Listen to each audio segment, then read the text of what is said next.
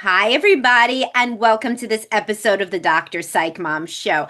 I have a special guest that some of you may well recognize. This is Laura Howe, a therapist from the UK. I've been on her YouTube. She's awesome. We're going to be talking about sex, marriage, relationships, general life philosophy. So, Laura, tell everybody who doesn't know you, some of them do, a little bit about you.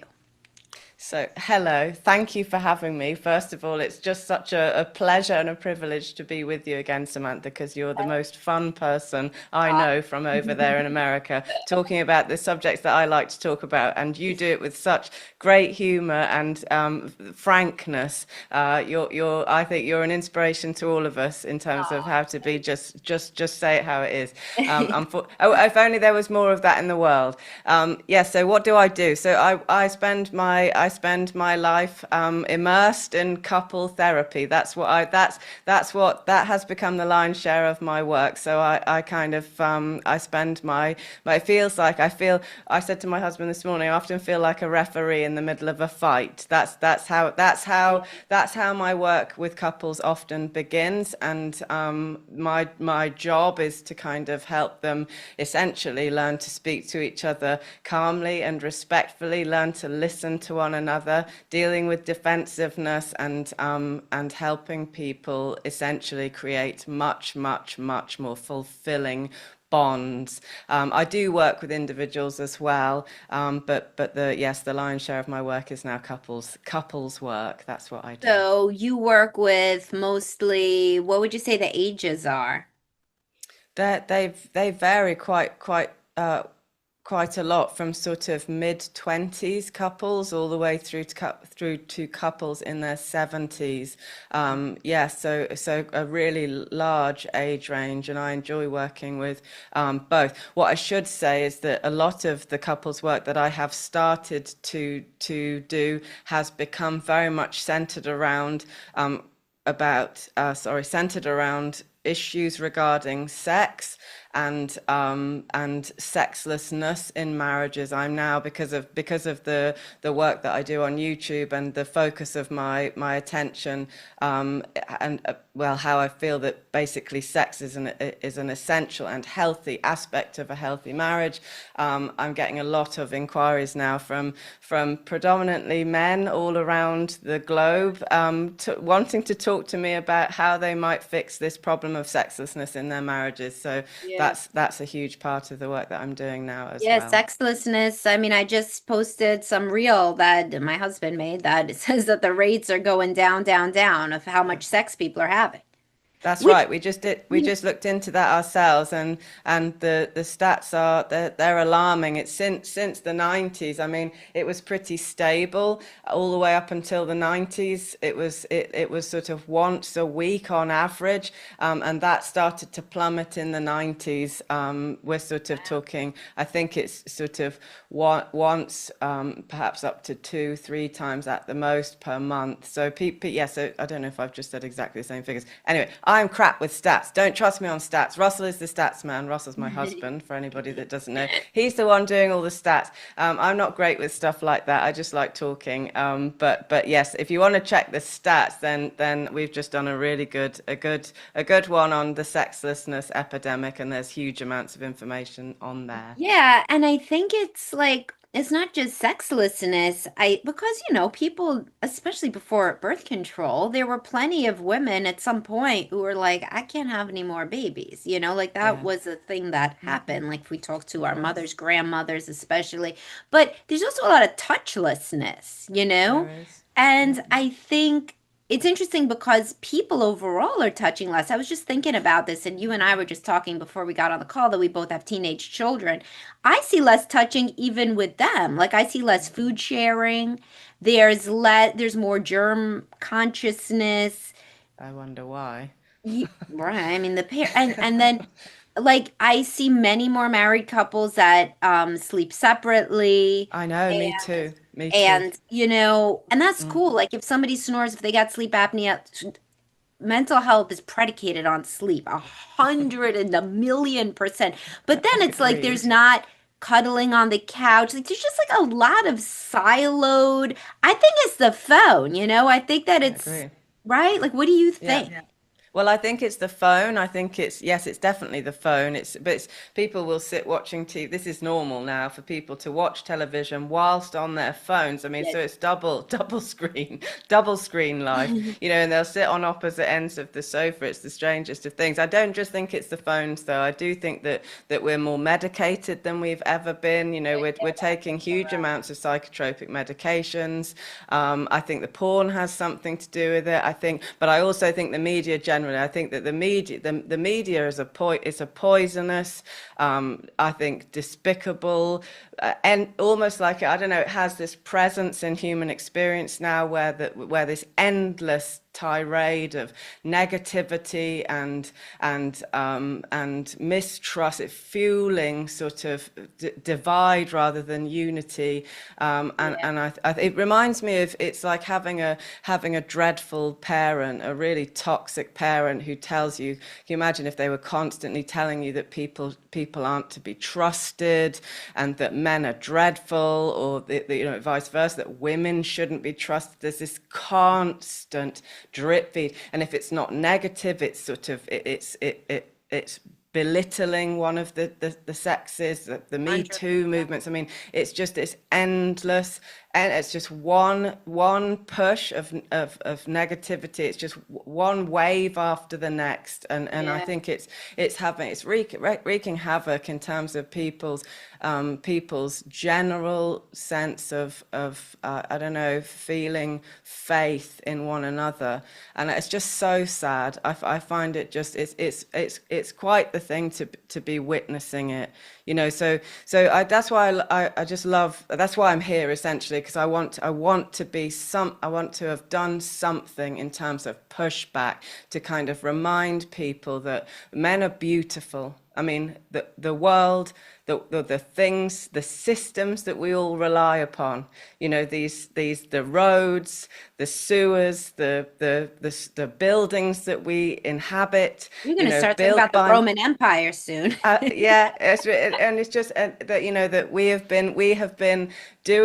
been acting on behalf of each other forever. There are 8 billion of us, so I don't know. I just want to remind people that we have to have faith in each other, and to be very, very careful about taking any information or substances into yourself that would have you feeling anything other than generally a sense that other people are there for you, they're not against you. And I'm not a naive person by any stretch of the imagination. Quite the opposite is true. That but so it's not that I don't know that there aren't problematic people and institutions, but more or less Yes, more or people less. work together.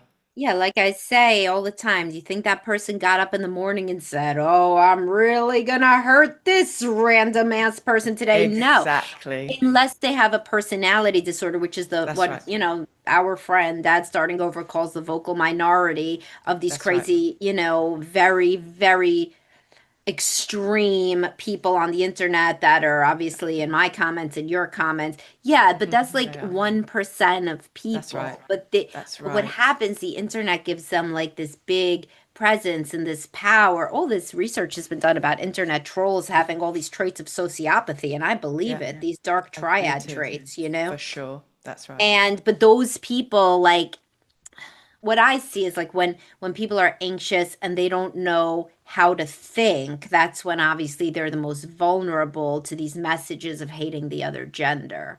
Yeah. So like when people are lonely, isolated, when people have just been dumped, when people have been betrayed, then they are the most susceptible to the messages that the other gender is bad. Well, but even, I've if I could, I've had so many clients so I've met one half of the couple first. So let's say I sit with him, and the relationship isn't going very well, and he's become convinced that what she is a narcissist, and he's gone on the internet, he's looked at all of the traits, and he's measured her up against what the internet says a narcissist is. And when I come to meet his other half, her, I'm expecting a narcissist to walk in the door. I've stopped doing that now, of course, because Yes. because they offer they Kate, I mean, I have come across true narcissists Right, along right. the way, but not very many.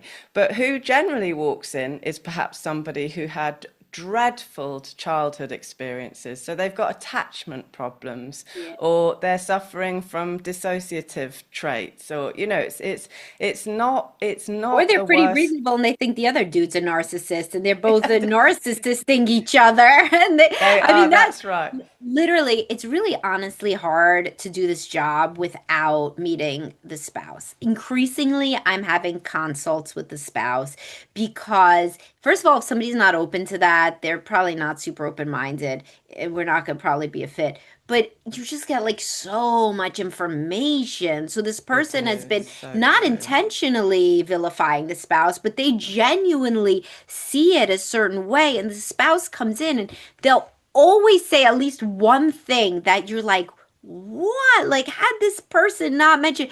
And it's like the woman will be like, well, he's been this way since his father died 6 months ago. And I'm like, his father died 6 months ago? Or like, ever since Yeah. he's been unemployed. Or like, the guy will say, well, like this all happened after her boss did XYZ and she didn't even mention it. So Yeah. you really need some kind of counterweight. If I could interview everybody, I have multiple people, they've brought in their parents for real. Like that's like literally so cool. Like you really Yeah, get it straight fantastic. from the Yeah, scene of the crime then. that's right. That's right. If you get like the spouse, the parent, I want to get the child. I want to do like in business. They let people Yeah, do this, like this they do. 360.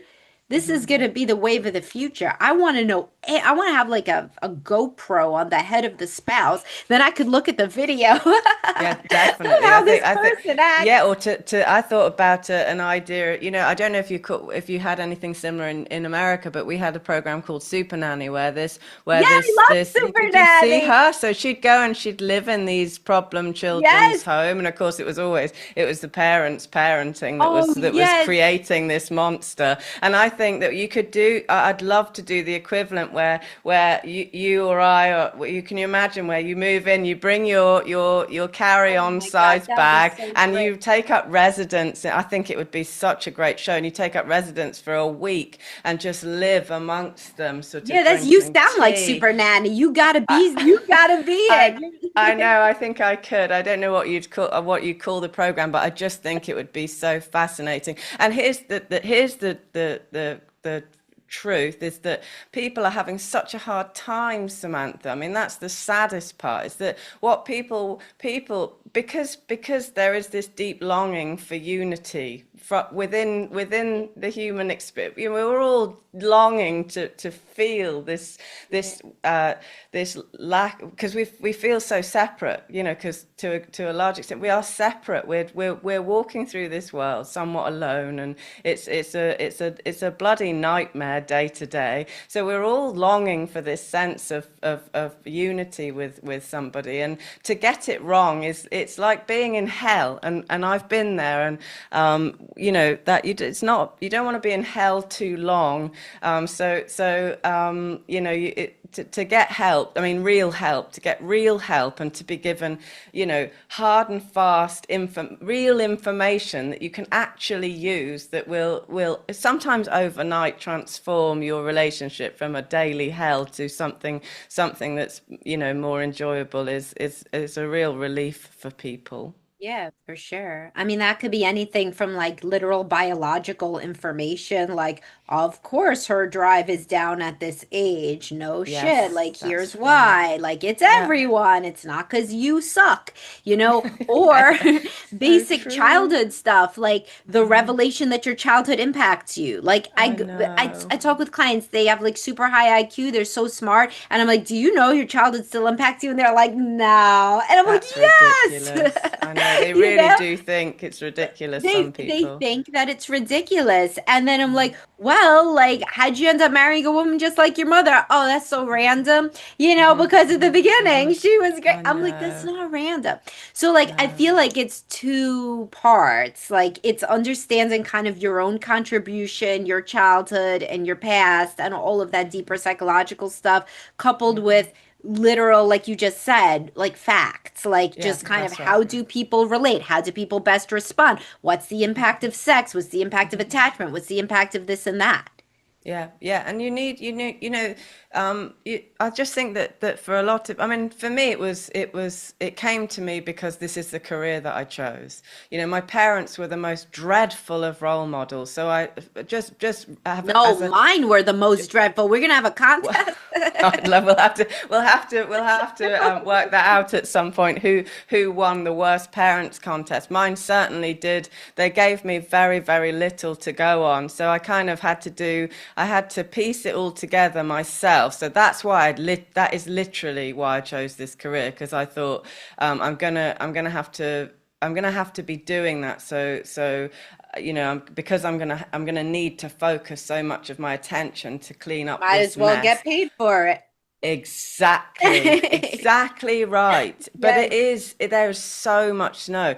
It is so complex. And I think we're now in the age of mentors, and you can get an expert to help you with anything. And I think, it's amazing how much people will spend on interior design, but they won't commit to a year of therapy. It's Yeah. just bonkers. The house is immaculate, but they're, Yeah, yeah. they're sleeping in separate beds and they fucking hate each other. It's insane. Yeah. No, I say to people I know you like this. I say to people, how much would you pay for your child to take a course in how to have a healthy relationship? And they say, oh, any amount of money. I'm like, that's your Mm, couples counseling budget right there. Because that's right. that's how they learn. It's from That's watching you. That's right. That's It's absolutely the right. truth. And it's. I don't know why you would. I mean, because it's taken me. This is the truth. It's taken. And it's not like I don't have continuous. I'm still my. I heard somebody. I think it was a chap called James Hollis, an elderly psychoanalyst now. I remember he was talking to Huberman, and he was talking about the nature of revisiting when you've had dreadful childhoods. I mean, I thought in my 20s, I thought I'd get this shit done rapid, but I'm still doing it. I'm still revisiting. I'm still sorting out my poor nervous system, Samantha. That hyper arousal stuff runs deep. Yeah, your So child is yeah. pumping out cortisol. I have so much stuff. This is like my favorite topic. I even have a podcast like what's really behind my desire to work with couples, And it's the kids. I like can Yeah. barely be interested if they don't have children. I'm telling you, at this point in my career, I don't even really Yes. take them on if they don't have children or if they're How not going to, interesting. How or if they're interesting. so, Yeah. and that's most people are either going to or they have Hmm. kids. But like that's really the money shot. Like, are you going to keep passing down this intergenerational trauma of not Yeah. knowing how to relate in a marriage, or is the Yeah. buck going to stop here, or at least a little bit? Are you going to transform in some way so that your kids are not passing on the same, whether it's the cold distance or it's the chaotic volatility or it's Yeah. the passive aggressive sniping or Yeah. the That's right. cold, I mean, just any Yeah. of it.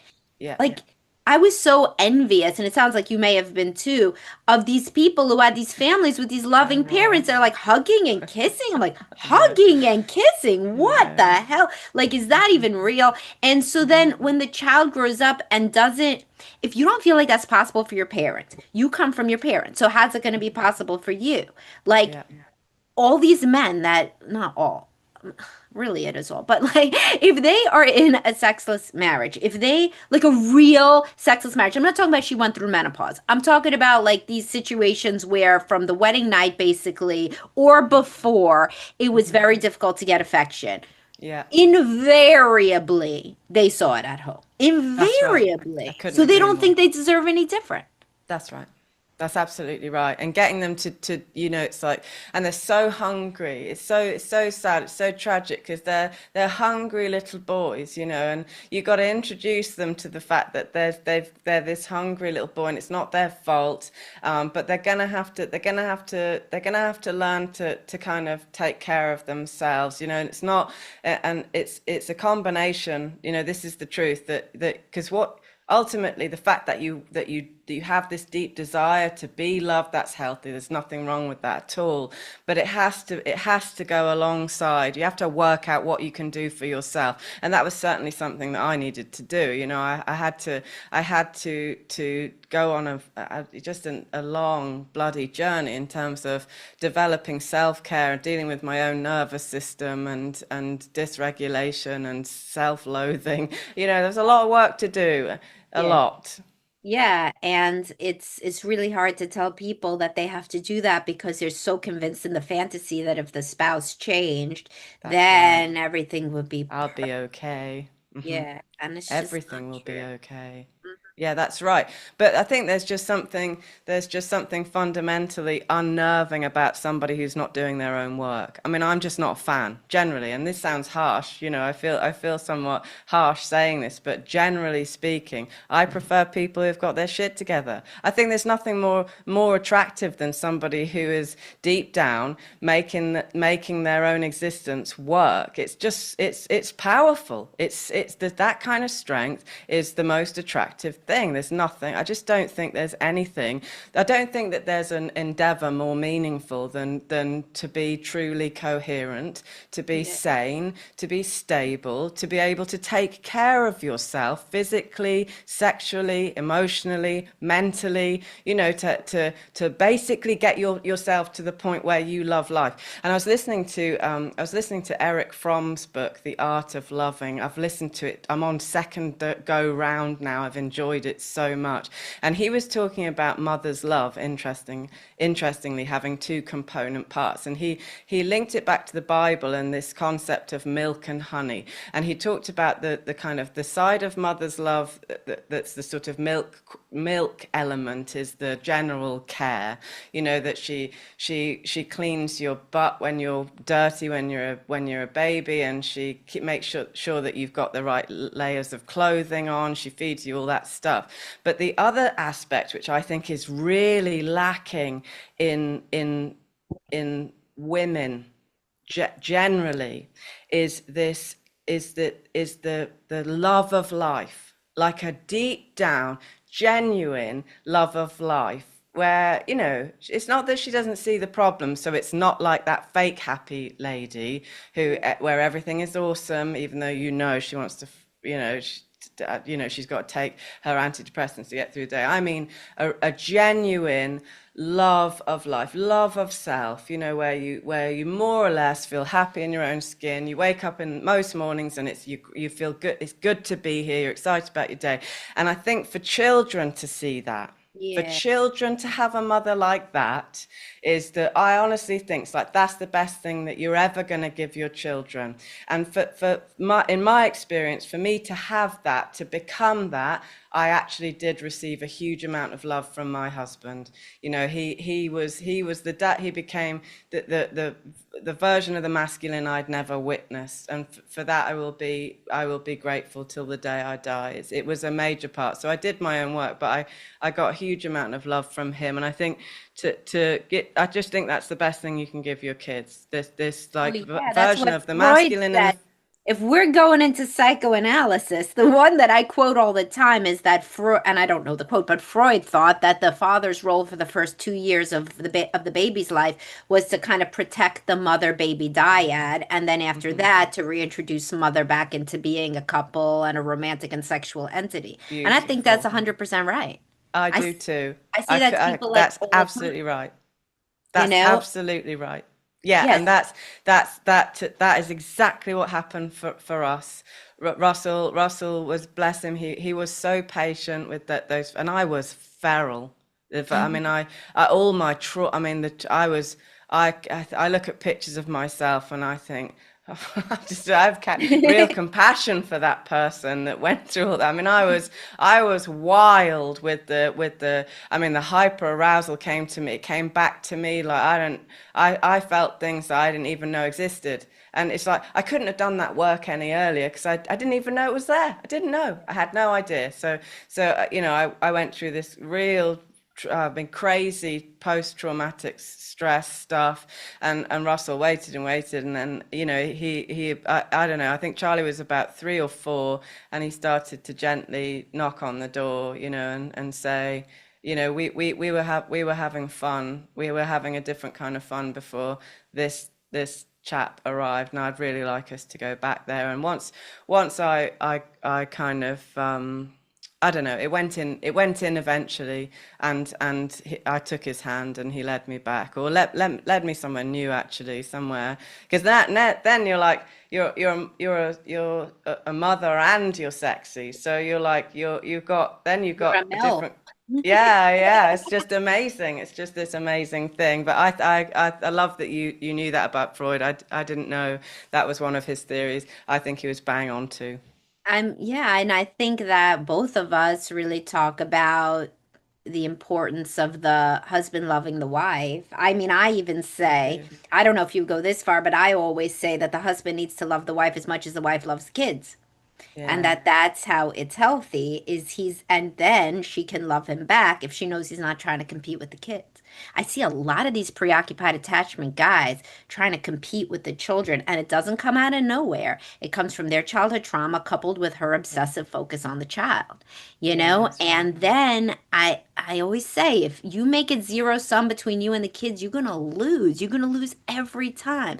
Don't make it Yeah, like that. Make it that she could be sexy and a mother. Don't make it that's that she's gotta be fantastic. sexy or a mother, That's right. And so that's when the guys doing their own work on their own preoccupied or fearful avoidant attachment, that really comes into play because you got guys that they truly, if you give an inch, they will take a mile. Truly, they say things like, why isn't she leaving her 5 month old at home so we could go on a sexy weekend? I'm like, I wouldn't Yeah. fucking do that. No, Like, I I mean, wouldn't have God bless either. people that do, but I mean, I could Mm. deeply understand why she wouldn't want to do that. And if you keep pushing now, Yeah, guess who's yeah. never going to have sex again? It's You true. know? It's really And true. the having the kids, we don't, I mean, I at this point work with a lot of midlife couples, and so I don't usually get somebody. I used to work, of course, more with younger. They kind of follow my age, my people. But Mhm. I don't get a lot of people who just had a baby, but I get a lot of people who have an empathic rupture from when they had a baby. Yeah. Man, do I get Yeah, a yeah. lot of people where the key issues in that relationship, this all the resentment and a Yeah. lot of trauma come from that they feel like the marriage was not a safe place, was not loving, and they had to do there was a lot of choice points and they had to pick themselves and the baby over the marriage, and the guy feels Yeah. abandoned when the baby Yeah. came and all of that. You see Yeah. that? Yeah, totally. You have to find. I think people do. They just lose each other, Hmm. and that kind of estrangement is just so is such a deep wound, and I do feel so lucky in some respect that because we had this psychological underpinning just in life because I was so interested in it that we were able to work it out. But a lot of people don't just because they just don't have the kind of information that we had available to us. But I love what you've just said there, Samantha. You're so wise. I think you're absolutely right about that her need to feel his love so strongly at that point. And that's what Russell did for me. I remember he used to say to me, "You're Laura fucking Howe. You're Laura fucking Howe." And what he was trying to convey, because I just felt so shit. I remember I say this to people all the time. I was in the car, I was driving the car, and Rihanna was playing. It doesn't really matter. I mean, I don't listen to Rihanna Never. anymore. I wouldn't, anyway, she was playing. And I remember thinking, I'm too old now because I was singing along, and I just felt like I couldn't even do that. I wasn't allowed to do that because I was too old. I was too I felt heavy. you know, just literally, I had gained weight, but I felt soul heavy. And I just remember thinking I passed it. And it was Russell that reminded me or it didn't even remind me. It was like he educated me, showed me, held that mirror up. It's like that's not he's you know that's not where you are, that's not where we are. And thank God he went, and we did these, we spent evenings, and he as you know, he's gifted with photography, but we'd do like sexy photo shoots. You know, to this day we have this incredible catalogue of photos where I was his muse. He made me his muse for about 4 years, and he put me on this.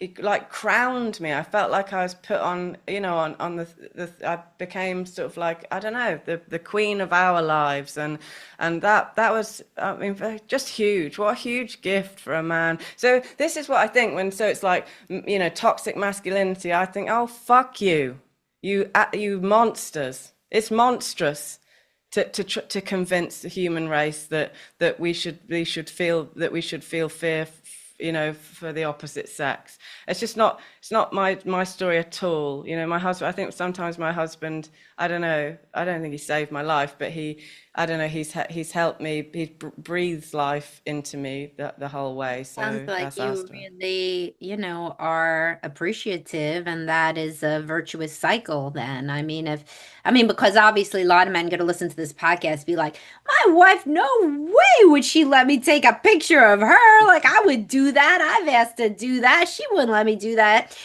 So obviously there was this like reciprocity where you were open to being loved, you know? I was desperate. I mean, I just didn't have it as a kid. So for me, it was like, I almost had he gave me my 20s. My husband gave me my 20s. I felt like if I'd had a loving, because my dad is actually a sociopath. I mean, he's a very, I mean, this man gets pleasure from other people's distress. He's a sadist. He's Like a a troll, like an genuine, internet yeah, troll. bad, yeah, bad, like a bad person. He wants you to feel bad about yourself. And he wasn't the only one. My mother seemed to have a thing about these types of men. So when my dad left after a string of affairs, she moved another one in who was just Oh as God. destructive and hated women. And I felt that Well, if hatred. anybody should hate men, then it's you, but you don't. No, I don't. And I don't. And I really don't. But yeah, so he gave me, because I felt, I mean, I just didn't have I didn't, I see young girls, you know, and they're so, young girls are so beautiful, and I see them and they didn't have what I had. I mean, I was poor, and I was tired before I was even 14 years old. I was so frightened for my survival, for my safety. I mean, I was being annihilated by the people in my childhood. So what Russell gave me in that era after Charlie was born was he gave me that I might have had if I had had kind and loving and decent parents. So it was a huge deal for me. Yeah, and in that I mean that was the beginning of really getting to the depths of my mistrust of men and the masculine. But Charlie, of course, helped as well, because there's nothing like having an innocent male, a boy, you know, and just seeing just how glorious, and he's so protective. He loves me. You can't even use a bad tone, you know. And Charlie, my son, will come to my defense. Ooh, He's that's just because a, of Russ. yeah, yeah, absolutely, absolutely. They Yes, watch, yes, they 100% watch. they They do. replicate exactly what they see, at home. I mean, it's very obvious once you have children, what, like, that's when the grieving period happens for adult children of dysfunctional families. You That's have a right. baby, and then you picture yourself as a That's baby right. and as a child, and so many people just like completely have a like a breakdown when they get to when their child, as you know, gets to the age when the parent, were abused or experienced a That's right. trauma or a loss, That's right. because you're saying, my God, the child is so small, they're so vulnerable. I thought I was, you know, a wise soul or an old soul or Yeah, precocious. And no, I was yeah, like 6. Like, yeah, what? I was like yeah, yeah. 12. What? I was Hmm. so small. I was so vulnerable. It's you know, true. and so then you start to see really with your own parenting, they are really picking up on every single thing, They you do. know? They do. Like That's absolutely right.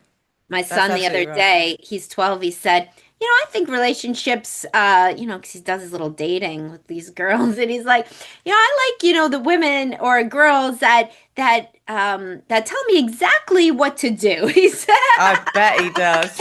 I bet he does. because not only he's got me, but he's got two older sisters, right? So he can't make a damn decision.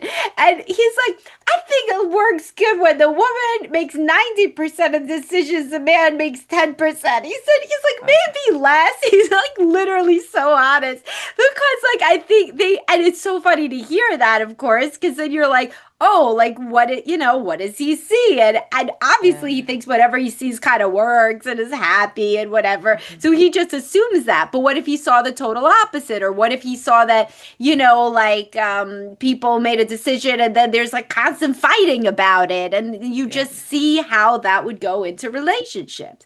And it's just so definitely. classic when the children say something and it's like you're like, well, that's what you see, and it's like holding up a mirror. And then it's thinking, what did I see as a child? Well, what I saw is like a marriage supposed to be miserable. People are supposed to be at loggerheads. That's what I saw growing up. People feel victimized by each other constantly. People are complaining about each other. They're arguing with each other. The Mhm. home is much more peaceful when one of the parents is not in the house, because then they can't Yeah, argue with each other.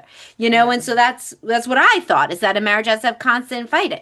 And Hmm. of course, Hmm. I'm divorced, and I had to do a lot of work to try to change that script. And when I did, the old marriage was no longer really a fit. I didn't want to be part of that. No, It no. just didn't work anymore. And now, like, one of the things that I'm the proudest of is the kids don't see conflict. I mean, they don't see conflict between me and my husband, and they don't. I mean, like, sure, like, do you want to do this? Do you want to do that? Or somebody's like not in a good mood, but it's not Hmm. like screaming. It's not Yeah, screaming. It's not that cortisol burst, that they have to have of who's going to storm out or who's this or who's that. And as a kid, that was like it was yelling and yelling and yelling. I was a sensitive kid. Obviously, all of us in our field were like sensitive people. And it's like, definitely. Jesus Christ, to go back and be like, it's really shit to like you like to have that bird's eye view and remember your old self and be like, man, that sucked. It sucked even worse now as a mother looking back at it, because you could feel bad Yeah. for your child's self. Yeah, but you've got to do that. I mean, I think that that's a huge part of what's playing out for people is that they don't realize that they're viewing their spouse through those old lenses, and that is an essential part of maturation. If that's happened to you, if you've got these faulty templates and you have these feelings of, for me, it wasn't just mistrust of men. I had because the next chap that my mother moved in. I mean, he was disgusting. So I had this real sense of almost like contempt as well. It wasn't just mistrust, and I had to root that stuff out. I had to become mindful of it. You have to look at. I mean, this was again. This is the great contribution of psychoanalysis in the shadow self. And you have to do that. Requires effort. You have to get fit in that way, and in order to do that you have to actually set aside time, solitude, for quiet reflection. You have to get to know yourself, and you have to stop putting all of your focus on what's wrong with your spouse and start turning your attention and doing and it's embarrassing. It's some of the stuff you're going to see about yourself is less than ideal, and you have to learn to tolerate that. That's part of developing a robust ego. You have to be able to see, oh, I think what you read a book and it lists these problematic traits, and you have to start being able to identify identify yourself in them, and you have to take that. You have to have some humility and start to begin the process of letting go and working through these problematic aspects of who you are. That's the only way that relationships will work. And people will not. It's amazing how bad lives have to get before people will be willing to come to that particular 100%. place. Usually you're halfway through the next marriage, and then people are Yeah, like, oh my God, my next spouse is saying the same things about me that the old one did. Holy yeah, shit. And I thought they were totally different. It yeah, must possibly be me. yeah. That's That's right. replicating similar patterns. That's right. That's That's a really. big mirrors when the next relationship doesn't go well. I mean, it's like obviously you're very forthcoming about that you've had internal conflict and you've been, and your marriage hasn't always been perfect, but that it's now, No. wonderful and all this. And I've been divorced, obviously remarried. I don't like some people, they only want to go with like a therapist who acts like they've always been happily married. I was like, why? Like I don't get literally that. why? Yeah. Because to me, either somehow it's amazing that they coincidentally married the perfect person. That's like 1% chance. 99% chances you just don't, they're not strong enough to ever kind of admit that they've had weaknesses in their lives or bad periods in Yeah. their lives. And why would you want to learn from that person? I mean, to me, it's like if somebody could say, I have these struggles, obviously things haven't always worked out for me, and I have some humility. Hmm. I mean, that's why my caseload like literally got more after I divorced. I was like Yeah. so scared. People are gonna be like, "Oh my God, she's a couples therapist, but she got divorced. So what could she know?" Instead, people like flooded in. The people that know then that you actually know what it is to suffer and to struggle in a relationship. Yeah, yeah, and that's not. I mean, that's the other thing is that I think people have been sold this idea that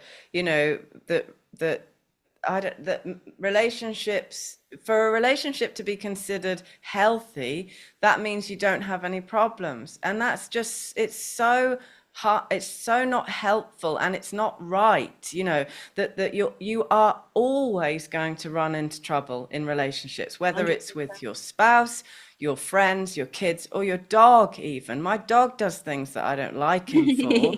100%. You wake up to lakes of crap on the kitchen floor. It's like that's just being in close contact over long periods with another sentient being. It's complex and difficult, and you're constantly changed by all sorts of complexities that are going on for you, but also the complexities of the world. So you're constantly being buffeted about. It's like being, there's turbulence along the way. So you've got to become skilled at problem solving. Yeah, It's it's so essential. it's so funny you say that because it's like it reminds me of when I talk to people. Like they'll be like, "Well, of course I lost it because my wife Yeah, slash husband like spilled something." And yeah, I'm like, let's say you were married to another person. Let's say you divorce this person. This motherfucker spills too much. I'm done. I'm out. And then you remarry somebody, right? So then let's say this new, you're in love, is honeymoon yeah, stage. yeah, This person yeah, spills. yeah, You know what you would yeah, say? Don't worry. I get yeah, the paper towels. definitely, Don't worry. You have a definitely. It's so choice cute how when you you do that. I love watching you clear up. Yes, yes. That's like literally you would have a completely or like how you treat your kids when like a play date is over versus how you Uh-huh. treat your kids the rest of the day. Like, oh, honey, I think you're spilling versus Yeah, oh, yeah, here we go. I yeah, told yeah, you yeah, not yeah, to do that, yeah, right? So you have a choice how you respond. And yeah, it's like, would somebody yell at their new girlfriend about spilling water? Fuck no, no, no, never. that's So right. you can, if you act like that, then Hmm. I mean that's actually a thing. Like whenever I spill, like my husband is like that. It says that I act like crazy because I'm like, I'm sorry, I'm sorry, I'm sorry. Because in my house, that was a really big deal if you made a mess or you spilled growing up. Wow. And so he's Yeah, like, yeah, it's okay. I got it. Don't worry. I'll clean it up. You're yeah, fine. You're fine. We yeah, have enough, and so as you said, and as we know from couples therapy, that could be really powerful to be reparented in that way, to have somebody respond in a good way. also you got like a choice point. So you could be the spouse who is loving about the spill, or you could be the Yeah, person that acts like it goes without saying that that would ruin your day. You know, yeah, like you yeah. got a It's true. choice point there with every little thing that happens. If your wife turns her head because she doesn't want to kiss, you have a choice point whether to say, poor thing, she seems like she's super stressed, or to Yeah, say, goddamn cold bitch, you know, and this yeah, is why yeah. our marriage is So true. terrible. It's You so know, it's a choice true. point. It's so true, and I think that that's why talking's so important. And going back again to Eric Fromm, and he talked about these tenets of love. One of them being understanding or knowledge. Sorry, knowledge that if you don't understand what your spouse has been through, if you don't know their story, and a lot of people, I assume that everybody's got a marriage like mine, which is dumb. Russ and I spend hours per day talking. I mean, we work from home. Same. We've worked together for the last 20 years, so we know each other incredibly well. We spent huge amounts of time talking about childhood experiences. We really know each other, and what that does is it builds compassion. It's very difficult to treat someone like an asshole when you know that they were abused in Oh, boarding yeah. school, or that their Hmm. father, they watched their like I watched my the second man in my mother's life. He liked to strangle children. So it's like, if I react with a weird fear response in closeness, don't just assume that it's because I'm cold. It's because Yeah. because my poor body's probably been through something that's had me reacting that way. And so that's why I mean, one of the first things that I end up working with a huge amount of clients with is around that reactivity, and that people spend their entire relationships sort of basically talking to each other from the lizard part of the brain, rather than from the prefrontal cortex. And you've got to be relaxed. You have to be, you need to, your nervous system needs to be steady and settled whilst you talk. And that's step one. If you're not there, forget intimacy, forget these kind of the upper echelons of relational bliss. Forget it. You've got to deal with the way Like that you Maslow's treat. hierarchy. Yeah, Yeah. yeah, yeah, but very much so. If you don't feel like you got the food and shelter, how the hell are you going to be having kinky sex?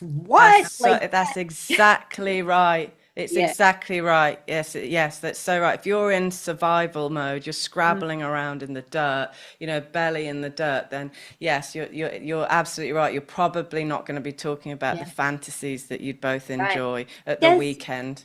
I talk all the time about like the importance of cuddling, like literally just cuddling. And so many avoidant men, that's who doesn't realize it. Avoidant men don't realize that there is a link between cuddling and having sex because she wants love. She wants to feel safe. If you're cuddling, that's gonna make her feel good and close and loved and like your special girl, you know? And that's the first steps. And then how you're just gonna have like random sex with it without the honeymoon stage or the, dopamine of the one night stand. You're not if somebody Yeah. doesn't feel safe and loved.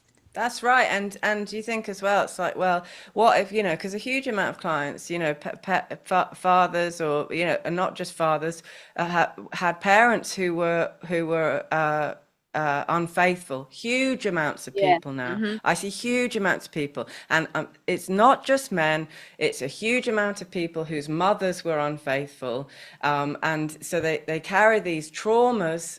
And I mean traumas, these are deep abandonment wounds. So, and then if you've got a spouse who's constantly, looking at people's asses on Instagram, or they've got a huge files File on, of yeah, yeah, porn of shit. endless Yes. pornography. Yeah. They're put into subfolders.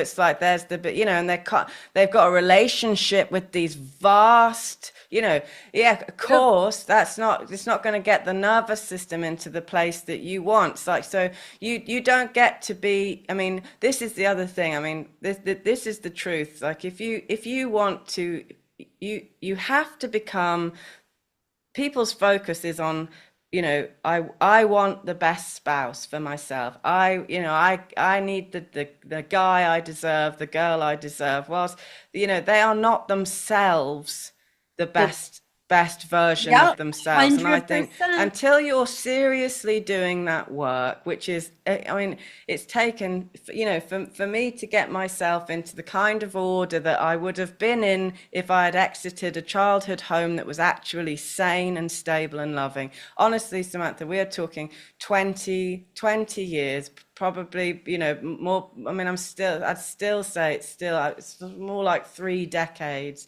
And that is continuous, and it's been in all sorts of areas of my life, learning to focus, learning to take care of my body, learning to eat well, sleep well, substances, all sorts of stuff. And I think people aren't doing that work, so I just think that's part of it too. It's like, I don't know. It irritates me. It irritates me. It's like, how much time have you set aside this week to actually face the stupid shit that you do, the dark shit, the stuff that you hide from everybody? How much time are you setting aside this week to actually do something about that stuff? It's like, Yeah. people don't.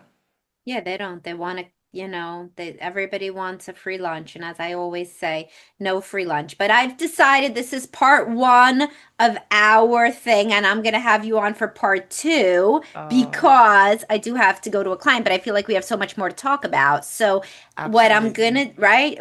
Don't I'd you think? love that. Definitely. I love talking to you, Samantha. You're like my I don't know, like Spirit you just, animal. We're you each spirit other's animal. spirit You're like the animals. American version of myself. It's just the most refreshing experience. I can't tell you. Oh, I that's don't very often nice. And meet I love practitioners. talking to you too. I think that we are spirit animals.